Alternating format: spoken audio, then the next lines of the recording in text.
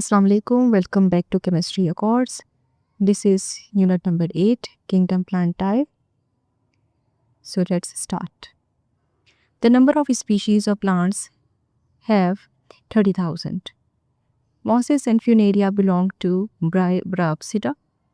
Margantia is an example of Hepatococcyda.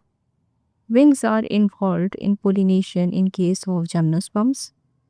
Meristematic tissues are present in Anthoceroidae. The vascular plants are tracheophytes. Rhizome is present in Psilopsida. Ligules are present in Lycopsida. The unequal growth during evolution of megaphylls is called overtopping. Circinate venation is present in Adiantum. Fronds are present in Felicini. The thin-walled cells in the edge of the capsule of Adiantum are called stomium. Oosphere is formed in winter. The plants which produce seeds are called spermatophytes. The evolution of seed occurs in Devonian period. The female of gametophyte of angiosperms are composed of 5 cells. The angiosperms forms store food. The number of petals in monocots is 3 or its multiples. The number of species or family Rosaceae is 2000. The branches of which tree is used as walking sticks? Crataegus. Ovary is obliquely placed in family Solanaceae. Vitamin C is present in the fruit of Capsicum annum. The fruit of family Fabaceae is pot. Vegetable oil is obtained from Hypogaea. The seed of plant used as heredity is Medicago.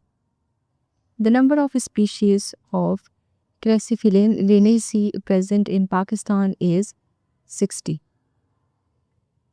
Ecological name of Kachanar is Bohonia variegata.